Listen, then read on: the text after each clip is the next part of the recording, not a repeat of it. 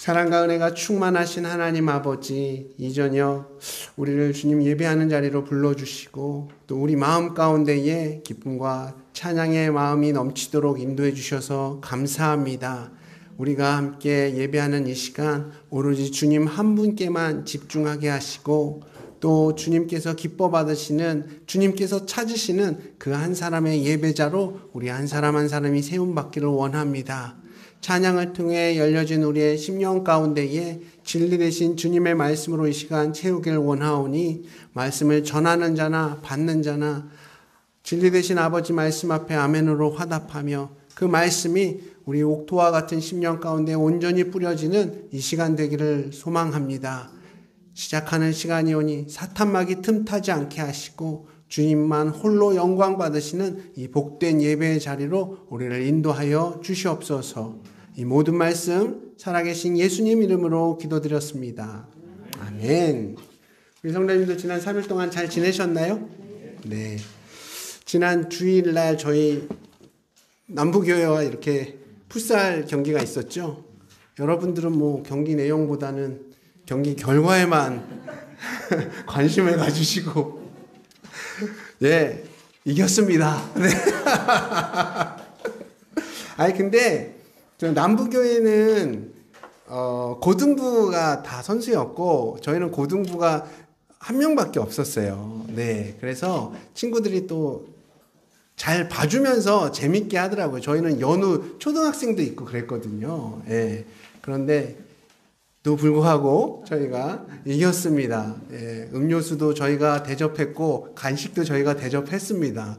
여러분들께서 기도해 주신 덕분에 또 즐거운 시간 가졌고 또 경기를 통해서 우리 아이들의 몸과 마음이 건강해질 뿐만 아니라 경기 매너도 좀 좋아질 수 있도록 우리 성도님들께서 기도해 주시면 더 좋을 것 같습니다. 내일은 여선교회 쉼 여행이 있는 날이죠. 네, 맑은 날씨 가운데에 또 풍성한 교제 시간 가질 수 있도록 또 우리 성도님들 기도해 주시고 이따가도 우리 함께 기도하는 시간 가질 건데 또 10시 40분에 교회에서 출발합니다. 교회에서 출발하시는 분은 차가 없으시길 바랍니다. 이제 말씀 전해야죠. 네, 함께 오늘 나눌 말씀 야고보서 말씀인데요. 이번 주에 일독하신 우리 성도님들 계실까요? 좋습니다. 네. 오늘 오전반은 굉장히 읽어오신 분들이 적었어요. 그래서, 오후반이랑 이렇게 평균이 맞겠구나 예상을 했는데, 네, 비슷합니다. 오늘 함께 나눌 하나님의 말씀, 야고보서 3장 3절에서 12절 말씀이고요. 우리 교독하도록 하겠습니다. 마지막 12절 말씀은 한 목소리로 읽겠습니다. 야고보서 3장 3절 말씀입니다. 우리가 말들의 입에 재갈 물리는 것은 우리에게 순종하게 하려고 그 온몸을 제어하는 것이라.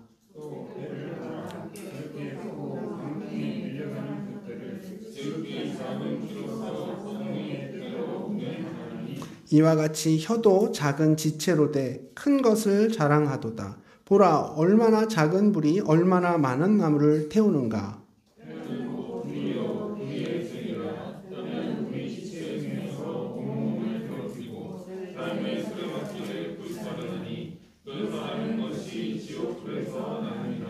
여러 종류의 짐승과 새와 벌레와 바다의 생물은 다 사람이 길들일 수 있고 길들여 왔거니와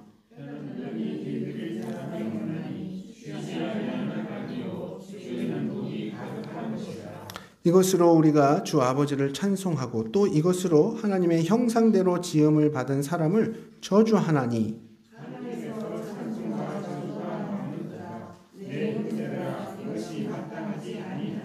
샘이 한 구멍으로 어찌 단물과 쓴물을 내겠느냐. 내 형제들아, 어찌 무화과 나무가 감람 열매를 포도나무가 무화과를 맺겠느냐. 이와 같이 짠물이 단물을 내지 못하느니라. 아멘. 여러분 콜포비아라는 말을 들어보신 적 있습니까? 현대인들이 전화가 울리거나 통화하는 것을 심리적으로 굉장히 불편해하는 증상을 콜포비아라고 말하거든요. 이른바 전화 공포증이라고 불리는 그런 불안장애 중 하나입니다. 연예인 중에는 아이유 씨, 그리고 산다라바, 그리고 주우재, 이런 분들이 이렇게 콜포비아를 경험한 적이 있었다고 이렇게 하거든요. 이 증상은 단순히 조금 불편해하는 수준을 넘어서 누군가에게 전화가 오면 막 갑자기 불안해지는 거예요. 단순히 조금 불편해하는 그런 수준이 넘어서 막 두려움이 생기고 부정적인 감정이 일어나면서 신체적으로 막 가슴이 두근거리고 심지어는 숨도 안 쉬어지고, 이게 또 더 심하면 위장장애까지 일어난다고 합니다. 그럼 이런 일이 왜 일어나는가? 학자들이 연구를 하면서 설문조사를 했더니 압도적인 1위가 바로 그 코로나 기간 동안에 우리가 너무 비대면 문화에 익숙해졌다는 거예요. 근데 어느 날 갑자기 마스크를 벗고 다시 대면 사회로 이렇게 회복이 되면서 그런 과정이 아직 대면하는 것이 익숙치 않은 어떤 사람들에겐 이게 굉장히 부담으로 작용했던 겁니다. 그래서 콜포비아가 발생한 거죠. 그리고 어떤 또 다른 이유들이 뭐였냐면 내가 말실수를 할까봐, 내가 말을 잘못할까봐 전화 공포증이 생겼다고 대답한 사람들이 의외로 많았다고 해요. 이런 연구 결과를 봐도 사람들 마음속에는 이 말하는 것에 대한 부담감이 있는 걸 알 수가 있습니다. 우리가 지금 계속해서 이 야고보서 말씀을 함께 나누고 있는데요. 우리가 듣는 것은 뭐랑 관련이 있죠? 귀랑 관련이 있죠. 보는 것은 눈이랑 관련이 있는 것처럼 말하는 것은 우리의 어느 기관과 관련이 있나요? 입, 혀와 관련이 되어 있습니다. 그런데 이 듣기와 보기, 그러니까 귀와 눈은 뭐에 대한 거죠? 밖에 있는 것을 내가 확인을 하는 거잖아요. 그러니까 외부에서 본 걸 내 안으로 끌어오는 겁니다. 그리고 듣는 것도 마찬가지예요. 외부의 소리를 내 안으로 끌어오는 겁니다. 그러니까 듣는 것과 보는 것은 외부에 있는 것을 내 안으로 이렇게 들여오는 작업이라면, 말하기는 뭐예요? 내 안에 있는 게 바깥으로 나가는 거잖아요. 지난주에 이렇게 말씀을 드렸던 것처럼 안에서 새는 바가지 바깥에는 안 새냐, 이 말 하면서 내 안에 있는 게 바깥으로 나오는 게 자연스러운 현상이라고 이렇게 말씀을 드렸잖아요. 그러니까 나의 지식이나 내 감정, 평소의 느낌이나 아무튼 내 마음에 있는 것들이 내 안에 있는 것이 이렇게 바깥으로 나오게 되는 거죠. 그래서 내가 말을 하면 다른 사람들에게 이렇게 스캔을 당하는 거예요. 내 안에 있는 생각이나 관심사가 밖으로 드러나기 때문에 내 마음이 조금이라도 다른 사람들에게 이렇게 들켜버리게 되는 거죠. 그래서 말은 특별히 다른 이들에게 더 큰 영향을 주게 됩니다. 내 안에서 나가는 거기 때문에 그렇습니다. 야고보서 3장의 시작은 선생이 되지 말라는 권면으로 시작을 하고 있거든요. 그 당시의 상황을 잠시 설명을 드리면 그 시대의 많은 사람들은 선생이 되고 싶어 했던 것 같아요. 왜 그랬냐 하면 선생이 되면 높은 지위와 사람들의 인정을 받게 되니까. 그런데 그 자리에서는 그 말을 많이 해야 되기 때문에 막중한 책임감이나 어떤 부담감이 있는 자리인데, 그거는 오히려 가볍게 생각하면서 그저 높은 지위와 사람들의 그런 인정 때문에 선생이 되길 동경하고 있었던 거죠. 그래서 야고보는 이런 마음으로 선생이 된다면 반드시 문제가 생길 거라고 경고하고 있는 겁니다. 그 문제들 중에서 결정적인 문제가 뭐냐? 바로 말로 인해서 상대방을 무너뜨린다는 거예요. 그런 정신 상태로 선생이 돼서 누군가를 가르친답시고 제자들에게 계속 말하고 다니면 그런 가짜 선생한테 배운 제자들의 삶도 역시 무너진다는 거죠. 그것이 3장 초반절에서 야고보가 우리에게 주고 있는 경고의 말씀입니다. 특별히 오늘 본문을 통해서 이 말이 가진 영향력이 얼마나 큰지를 함께 나눠보면서 그럼 어떻게 우리가 내 혀를 다스려야 하는지를 생각해보는 시간으로 오늘 말씀을 채워가려고 합니다. 먼저 야고보는 우리의 혀가 가진 두 가지 특징을 말해주고 있거든요. 혀의 두 가지 특징 뭘까요? 오늘 본문 3절에서 5절 말씀 함께 읽겠습니다. 자, 시작. 우리가 말들의 입에 물리는 것은 우리에게 순종하게 하려고 그 온몸을 제어하는 것이라. 또 배를 보라. 그렇게 크고 광풍에 밀려가는 것들을 지극히 작은 키로서 사공의 뜻대로 운행하나니 이와 같이 혀도 작은 지체로 될 큰 것들을 자랑하도다. 보라, 얼마나 작은 불이 얼마나 많은 나무를 태우는가. 자, 첫 번째 특징입니다. 작은 우리의 혀가 온몸 전체를 다스린다는 거예요. 이 작은 혀가 우리 온몸을 다스린다는 겁니다. 오늘 본문을 보면 두 가지 예시가 나오는데 뭐가 나오죠?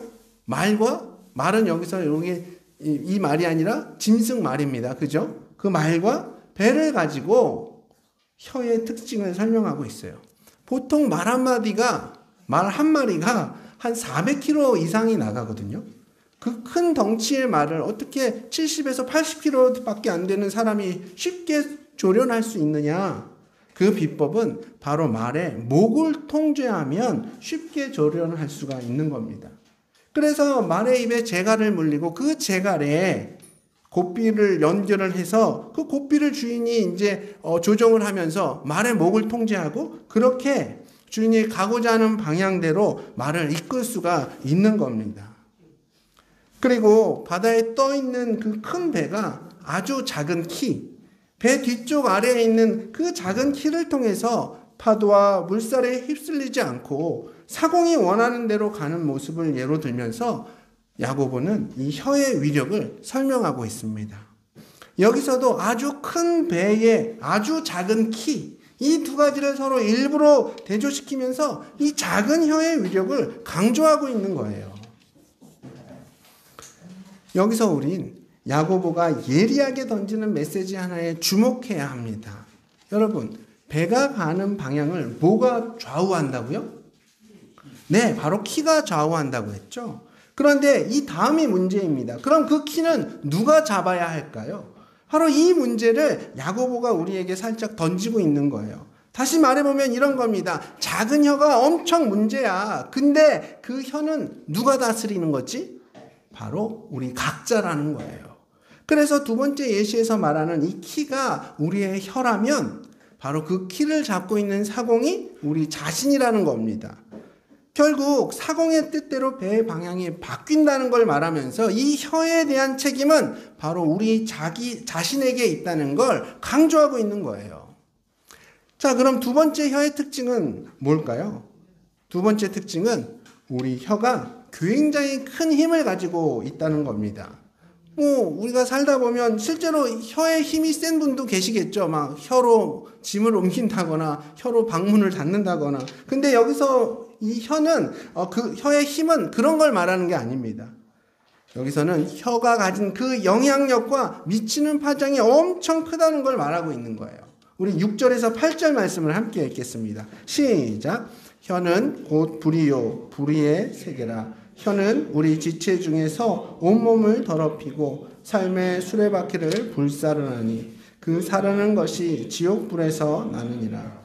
여러 종류의 짐승과 새와 벌레와 바다의 생물은 다 사람이 길들일 수 있고 길들여 왔거니와 혀는 능히 길들일 사람이 없나니 쉬지 아니하는 악이요 죽이는 독이 가득한 것이라. 아멘.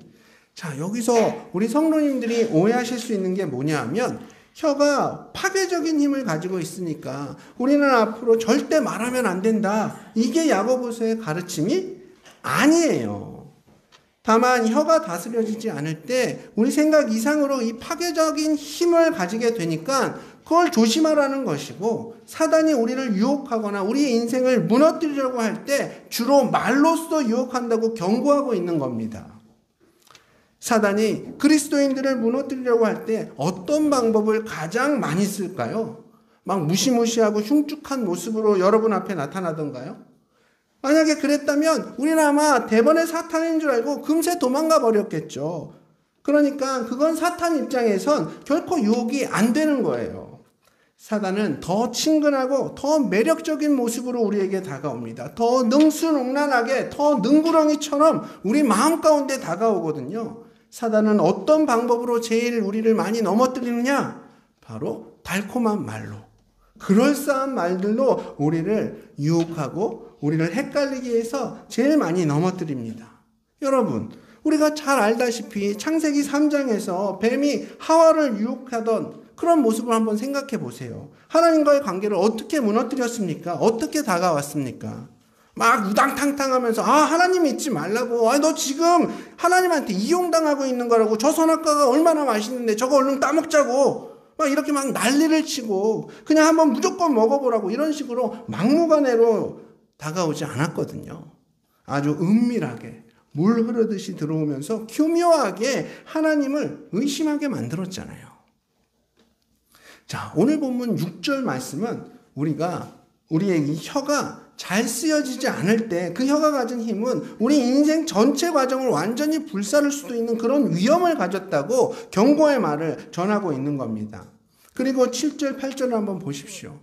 인류 역사 가운데 정말 많은 부분에서 우리가 눈부신 발전을 이룩했지만 땅에 충만하고 정복하고 다스리라는 그 주님의 명령대로 인류는 많은 부분에서 놀라운 업적을 이뤘지만 그 가운데 혀만큼은 아직 정복하지 못했다는 거예요. 이 작은 새치 혀가 왜 이렇게 안 잡히는지 그건 안 되겠다라는 거죠. 지금 이 말을 하고 있는 겁니다. 우리의 혀가 이렇게 잘 다스려지지 않은 상태로 우리가 살아갈 때 어떤 문제가 발생하느냐, 야고보는 그 문제에 대해서도 똑같이 두 개의 예를 들어가면서 설명하고 있는데요. 우선 11절 말씀을 함께 읽겠습니다. 11절, 자 시작. 네, 형제들아. 네, 뒤에 부분도 다 읽겠습니다. 시작. 네, 형제들아, 어찌 무화과 나무가 감람 열매를, 포도나무가 무화과를 맺겠느냐. 이와 같이 짠물이 단물을 내지 못하느니라. 아멘. 자, 뭐가 문제라는 거예요? 하나의 샘에서 먹을 수 있는 물, 먹을 수 없는 물이 동시에 나올 수가 없다는 얘기예요. 무화과 나무에서 무화과가 맺히게 되는 거지 올리브나 포도가 결코 맺힐 수 없다는 겁니다. 제가 사과나무 한 그루를 교회 앞마당에 심었는데 거기서 갑자기 망고가 열리면 이게 얼마나 좋은 일입니까? 전 사과보다 망고가 좋은데. 성민사모한테 제가 제발 자몽 한 박스 한번 사자고 이렇게 조르는데 절대 안 사주거든요. 근데 그 사과나무에서 자몽이 주렁주렁 열려요. 얼마나 행복하겠어요. 그런데 자연계에서는 이런 일 절대 일어날 수 없다는 거예요.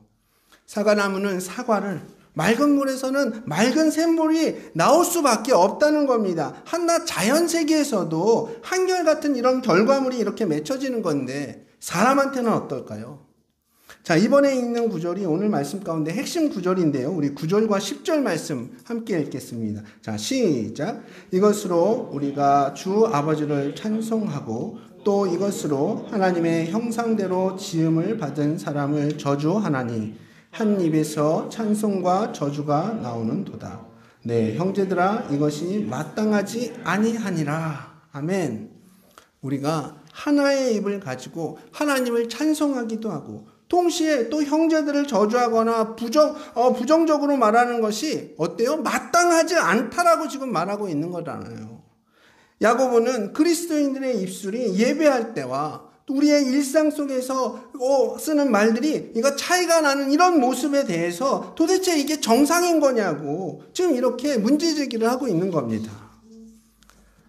보통 우리가 교회 안에서는 어떤가요? 온 마음과 정성을 다해 하나님 찬양하고 거룩한 모습으로 거룩한 말만 하는데 일상에서는 어때요? 쉽게 분노하고 그때마다 누군가에게 부정적인 말을 쏟아내는 그런 삶의 모습에 우리가 익숙하지 않습니까? 오늘 본문은 바로 그런 모습이 마땅치 않다. 우리가 짜증내고 남 욕하고 저주하던 그 입술이 예배 때 찬송했던 입술이고 서로에게 격려와 사랑의 말을 전하던 입술이었다고 지금 야고보가 우리에게 말하고 있는 겁니다. 야고보가 당신이 진짜 그리스도인이라면 단 한 건의 말실수도 하면 안 됩니다. 절대 말실수하지 마세요. 지금 이런 말 하고 있는 게 아니에요. 만약에 단 한 번이라도 누구에게 말실수하면 안 됩니다. 이런 가르침이라면 여기서 우리는 다 나가야 합니다. 저를 포함해서 전부가 다 나가야 돼요. 어느 누가 인생 가운데 단 한 번의 말실수도 없었겠냐고요.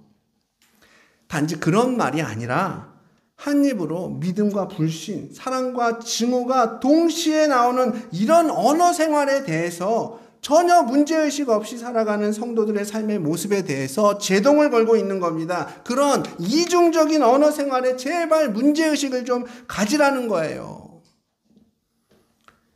이 야고보서는 성도들의 언어 생활이 완벽해지는 게 목표로 하고 있지 않아요. 그저 포기하지 않고 내 혀를 다듬어가는 그런 올바른 언어 생활이 참된 믿음 생활의 척도라고 가르치고 있는 겁니다. 그러니까 참된 믿음을 가진 그런 그리스도인들은 올바른 언어 생활을 할 수밖에 없는 거예요. 점점 그의 믿음이 자라날수록 그의 언어 생활도 좋아진다는 거죠. 자, 그럼 이 야고보서의 말씀을 듣고 우리가 어떻게 우리의 말과 혀를 잘 다스릴 수 있을까요? 아니, 나는 그저 그냥 앉기만 하면 적어도 1시간은 그냥 나 혼자서도 얼마든지 떠들 수 있는 그런 사람인데, 이렇게 수다스러운 내가 어떻게 하면 내 혀를 잘 다스릴 수 있느냐? 여러분들께 2가지 대안을 제시하고 오늘 말씀을 마치도록 하겠습니다. 자, 내 혀를 잘 다스리기 위해서는 우선 내 안에 있는 두 마음을 정리해야 합니다. 뭐라고요? 두 마음을 정리해야 돼요. 여러분, 여기서 두 마음이라는 게 뭘까요? 야고보서 1장 8절에 보면 두 마음을 품은 사람은 뭐래요? 정함이 없는 사람이라고 말하고 있거든요. 이 말이 어떤 맥락 속에서 나온 거냐 하면 야고보는 의심하는 사람이 바다에 밀려 요동하는 바닷물결 같다고 하면서 이런 마음 상태가 바로 두 마음을 품은 상태라고 얘기하고 있어요. 의심하는 사람의 마음 상태가 바로 두 마음이다. 그래서 어떤 일에 대해서 두 마음을 품고 있다는 건 그건 그 일에 대해서 정함이 없다라는 거다. 확신이 없다라는 그런 말인 겁니다. 그런데 이 교훈이 혀에 대해서 가르칠 때도 또 나오고 있는 거예요. 지금 또 나옵니다. 3장 8절에서 혀를 쉬지 아니하는 악, 이걸 말하고 있는데 이 말이 정함이 없다라는 말과 똑같은 헬라어 단어를 사용하고 있거든요. 그러니까 이 말이 무슨 말이냐 하면 다스려지지 않은 혀가 멈추지 않고 계속해서 부정적인 그런 말을 하는 이유가 뭐냐? 내 안에 정함 없는 그 두 마음 때문이라는 거예요. 우리가 어떤 일에 대해서 두 마음을 품고 있다면 내 혀가 제어되지 않는다는 걸 말하고 있는 겁니다. 보세요. 우리가 어떤 사람을 향하여서 이 사람 신뢰하는 마음도 있고 내 마음 가운데 불신하는 마음도 있어요. 이 둘 다 내 마음 가운데 있다면 그건 뭐라고요? 이 사람은 50%만 신뢰하고 있는 게 아니라 아예 신뢰하지 않는다는 거예요. 이렇게 두 마음은 양쪽 두 마음을 모두 가진 게 아니라 내 안에 아무것도 정한 바가 없다라는 겁니다. 우리가 어떤 일을 할 때 두 마음을 품고 나머지 다른 한 것에 여지를 두고 있다면 그건 내 안에 어떤 정함도 없다라는 뜻이에요. 보통 우리가 언제 막말이 나가냐 하면 내 마음 가운데 정한 것이 없거나 아니면 정하고 싶지 않을 때 막말을 하게 되거든요. 아내는 종종 제가 하기 싫은 일에 대해서 언제 할 거냐고 이렇게 계속 묻습니다. 아니, 계집 청소 언제 할 거냐고, 화장실 청소 언제 할 거냐고, 아니 오늘 할 건지 내일 할 건지 빨리 정하라고. 그때 제 마음 가운데에 그 일을 하기로 딱 마음을 정했어요. 딱 마음을 먹으면 어떤 식으로 제가 반응할까요? 그거 오늘 하려고 했어. 지금 내가 할 거야. 아니면 진짜 스케줄이 있으면 요거만 끝내놓고 내가 오늘 중으로 해놓을 거야. 걱정하지 마, 꼭 할 거야. 이렇게 친절하고 자상하게 말하겠죠. 반면에 제 마음 가운데에 이걸 해야 될지 말아야 될지 이런 정한 마음이 없다면 제가 어떻게 반응하겠습니까? 몰라, 내가 알아서 할게. 어쨌든 오늘 안에만 끝내면 되는 거잖아. 그건 내일이니까 신경 꺼. 이렇게 쏴붙일 거예요. 제 마음이 할지 말지를 정하지 않고 이렇게 나뉘어져 있으니까 친절한 말이 아니라 거친 말이 나가게 되는 거죠. 그리고 나서 더 거칠고 좋지 않은 말을 아내로부터 듣고 나서야 저는 씩씩거리면서 계집 청소와 화장실 청소를 하게 됩니다. 이 얘기를 했더니 앞에서 준효 형제가 엄청 비웃는 거예요. 그래서 너 장가 가려면 그런 거 정도는 해야 된다고, 남의 일이라고 생각하지 말라고 경고했습니다. 결국 두 마음이 두 혀를 갖게 하는 거예요. 원래는 하나인데 나뉘어진 마음이 두 개의 혀를 갖게 해서 더 통제하기 어려워진 겁니다. 마찬가지로 우리가 세상의 영광, 하나님의 영광, 이 두 가지 영역 가운데 한 가지를 택해야 되는데 보통 사람들이 어때요? 두 가지를 다 선택하려고 해요. 세상 영광에도 취하고 동시에 하나님의 영광에도 취하려고 합니다. 근데 이게 뭐라고요? 두 개 모두를 선택한 것이 아니라 아무것도 선택하지 못한 거예요. 결국 이건 하나님의 영광을 포기한 겁니다. 이런 우리의 두 마음을 하나의 마음으로 정하고 세상이 아닌 하나님의 영광을 선택했을 때 그때 비로소 우리는 우리의 혀를 다스릴 수 있다고 오늘 본문은 우리에게 말씀하고 있는 겁니다. 우리 안에 있는 두 마음을 하나의 마음으로 재정비하는 것, 이것이 내 혀를 다스리는 첫 번째 대안이에요. 자, 혀를 다스리기 위한 두 번째 대안은 뭐냐? 바로 하나님의 말씀으로 내 속을 채우는 겁니다. 하나님의 말씀으로 내 안의 것들을 채우는 거예요. 우리가 김장할 때 절인 배추에 속을 가득 채워 넣듯이 하나님의 말씀으로 내 속을 가득 채우는 겁니다. 지난 설교 때 무슨 말씀을 드렸냐 하면 참된 믿음을 갖기 위해서는 어떻게 하라고요? 듣기는 속히 하고 말하기는 더디하라고 했습니다. 이거 거꾸로 하시면 안 돼요. 말하기는 속히 하고 듣기는 더디하고 이건 큰일 납니다. 듣기는 속히 하고 말하기는 더디하라고 했습니다. 그게 참된 믿음의 조건이에요.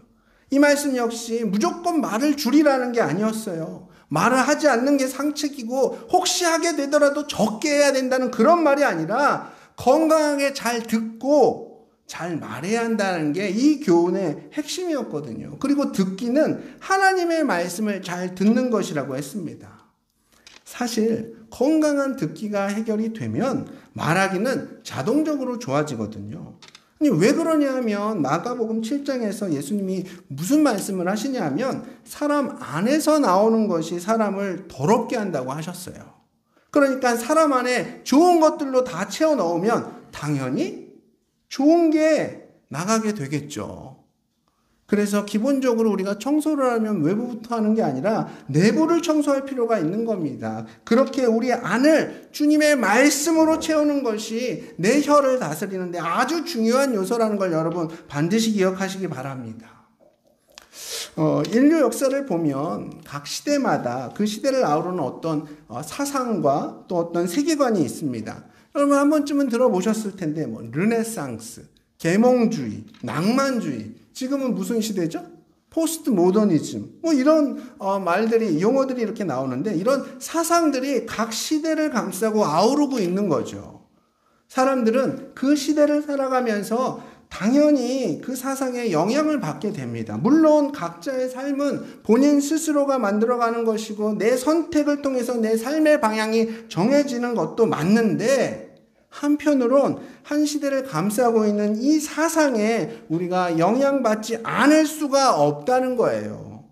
이건 우리 모두가 인정해야 합니다. 역사가 그래왔고 앞으로도 그렇게 될 거예요. 자, 예를 들면 18세기 중반부터 영국에서 시작된 산업혁명으로 인해서 산업화가 온 세상을 지배한 적이 있습니다. 산업화가 뭐냐 하면 산업화 이전의 인류는 어땠죠? 농업과 수공업의 그런 전통사회였잖아요. 그렇죠? 그런데 어느 날부터 도시에 대규모 공장들이 들어서면서 이전에 비해서 폭발적으로 생산량이 증가하기 시작하는 거예요. 아니, 예전에는 옷 한 번 만들면 집에서 엄마가 옷감 떼다가 일일이 바느질해서 하루 종일 해도 서너 벌 만들기가 어려웠는데 이젠 공장에서 하루 만에 수천 벌의 옷이 생산이 되는 거예요. 이걸 뭐라고 말하냐면 산업혁명이라고 했거든요. 그래서 그 시대를 산업화 시대라고 말합니다. 이때는 뭐가 시대적으로 가장 중요했을까요? 당연히 효율성이라는 가치가 가장 중요했던 거예요. 그래서 산업화 시대에는 효율적인 거, 가성비가 가장 중요했던 겁니다. 1시간 동안 얼마를 뽑아내느냐, 1시간 동안 얼마를 생산해낼 수 있느냐, 이게 가장 중요했던 시대죠. 근데 시대마다 아주 중요해지는 무언가가 생기면 그게 어디까지 격상이 되냐 하면 옳은 것까지 격상이 되는 거예요. 사실 효율적인 것과 옳은 것, 이건 조금 다른 문제지 않습니까? 그렇지 않습니까? 교회 안에서 일을 효율적으로 처리해야 됩니까? 일 잘하는 사람들 몇 명이 콕 모여가지고 후딱 일을 처리하는 게 그게 가장 효율적인 건데 그게 그럼 가장 옳은 겁니까? 교회 안에서는 그러면 안 되는 거죠. 교회는 조금 더디 가더라도 많은 사람들이 함께 주의 사역을 동역하는 게 옳은 일인 거죠. 이때는 효율적인 게 옳은 게 아닌 거예요. 그런데 사회 전반적으로 효율적인 것이 중요해지면서 대부분의 사람들의 마음속에는 어떤 마음이 드냐? 효율적이면 옳은 것이다 라는 생각이 지배하기 시작합니다. 이게 원래는 틀린 건데 한 시대를 뒤덮고 있는 그 사상으로 인해서 사람들은 효율적이면 좋은 거야, 옳은 거야 라고 말하게 되는 거예요. 그런데 이렇게 정해진 생각들이 또 항상 그러냐? 또 그런 것도 아닙니다. 그 시대를 감싸고 있던 사상이 달라지면 그 옳은 것에 대한 기준 또한 달라지는 거예요. 그렇죠. 예전에 한 10년 전인가 15년 전인가 우리나라에서 유행하던 그런 슬로우 무브먼트 여러분 기억나십니까? 대한민국이 빠른 산업화 속에서 모든 것에 그저 그냥 빨리빨리 여기에 너무 익숙해져 버리니까 빠르면 무조건 좋은 것으로 인식되고 이렇게 빨리빨리 문화가 옳은 것으로까지 격상되면서 그거에 대한 반작용이 이렇게 생겨나기 시작했죠. 그때 나타난 운동이 바로 슬로우 무브먼트였어요. 빠른 게 무조건 좋은 건 아니다. 우리가 그동안 앞만 보면서 빨리빨리 해서 이렇게 성장했으니까 이젠 주변을 좀 살피면서 좀 천천히 가보자 라는 이런 변화의 모습들이 생겨난 거예요. 이렇게 시대마다 옳다라고 생각하는 게 계속 달라지게 되는 겁니다. 제가 이 말씀을 왜 드리냐면요. 우리가 그동안 옳다고 생각했던 그런 가치관들이 시대를 아우르는 어떤 큰 사상들이 바뀔 수가 있다라는 거예요. 그리고 그 사상들 속에 영향을 전부 받으면서 살아오지만 그것이 그래서 진리라고 생각했었지만 그것이 자꾸 바뀐다는 겁니다. 바뀐다는 겁니다. 그래서 지금 내 생각에는 이게 너무 맞는 것 같고 당연한 것처럼 보여도 100년 후에는 지금 맞았던 말이 정말 말도 안 되는 생각이고 너무 멍청한 판단일 수도 있다는 겁니다. 그러니까 우리는 시대를 넘어서 동일하게 적용되어지고 변함없는 것으로 우리 안을 채워야 한다는 거예요. 바로 늘 변함없는 하나님의 말씀에 영향을 받는 것, 그리고 그것으로 내 안을 채우는 것이 너무너무 중요하다는 걸 지금 말씀드리고 있는 겁니다. 한 시대를 풍미했던 그런 사상들로 우리의 마음을 채우는 것이 아니라 전 세대를, 전 인류를 보듬고 거기서 인정되는 좋은 것들로 우리 안에 넣어야지 좋은 것이 나오게 되는 겁니다. 영원한 것을 넣어야 영원한 것이 나오는 겁니다. 그리고 내가 영향받은 것으로 또 다른 이들에게 영향을 주게 되어 있습니다. 그래서 우리가 하나님의 말씀을 건강하게 듣는 게 우리에겐 너무너무 중요한 일인 거예요.